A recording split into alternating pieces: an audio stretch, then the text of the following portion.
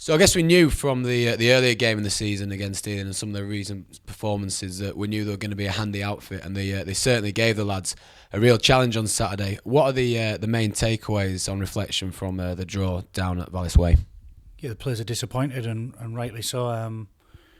We started okay, conceded a poor turnover try from scrum, and then got ourselves into a really handy position against a strong wind going in at the break in front. Didn't particularly start the second half really well either, and the middle period in particular we lost, and then we probably had enough chances to put the game to bed before they got level and then took the lead. So yeah, they're an handy outfit. They've got some really good individual players down at Ealing, and I don't think that'll be the last, if you like, shock down there. Sure, and I mean, focused back in this week, it's a big game on Saturday, Yorkshire Carnegie. I mean, easy one to sell, I guess, second versus third. They were the last team to beat the Knights back over at Headingley in October. What are the main things you're working on ahead of this Saturday's clash against Yorkshire? Two elements. So we've got to stop them playing, and then we've got to be able to play against where we perceive some weaknesses are. Working really hard on the boys' energy levels and attitude levels from last weekend, and trying to come up with some reasons as to why we was a little bit flat last weekend. Was it the come down from Rotherham, and how can we increase that intensity and energy levels this weekend against what is a very, very strong opposition, and one of only a couple of teams now that are left that can do the double over us in the championship season. Sure, and I know that the Leeds set piece and forward pack gets a lot of accolades, but they've also got a very handy backline as well. I'm sure that you've been looking at plenty of individuals and moves of how they go. What are you expecting from the Leeds backs on Saturday? Yeah, they're quick, they're slick, and they're accurate. They play at the right times and they play in the right areas. They're well coached. You can see that.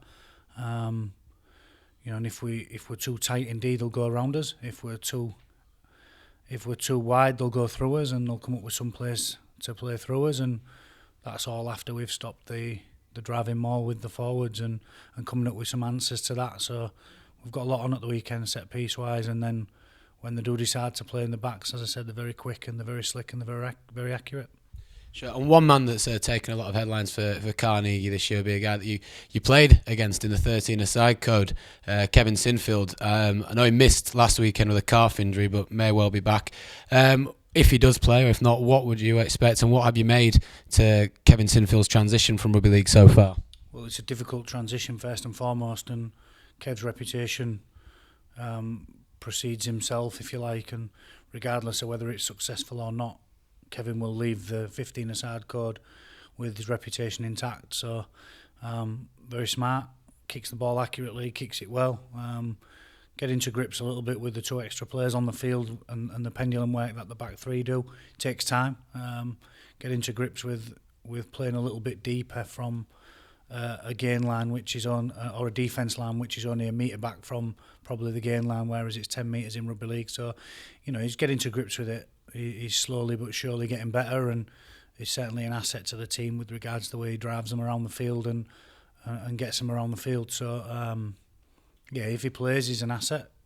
It can also be a little bit of a weakness, and some of the stuff that he does, and he's still trying to adapt to the 15-a-side code. But he'll certainly have a big say on the game if we allow him to play at our defence line. He'll pick a pass, and only last week we previewed him going to the line against Ealing and picking exactly the right pass, and somebody going through untouched, which is almost unseen in the 15-a-side code. And finally, just looking a little bit further ahead, I know that Clive, Ken, yourself, whenever I talk to you, kind of say one game at a time, but I mean, with each week, it is getting closer now to the end of the season, and the playoffs, if you can keep the momentum, look like they're in touching distance. Do you have a job on as coaches now just to try and keep that focus sort of solely to the next job, or are the lads pretty good at maintain that week to week mentality? Well, we've fallen down last week with regards, I think, some of our contact and our application to the physical side of the game.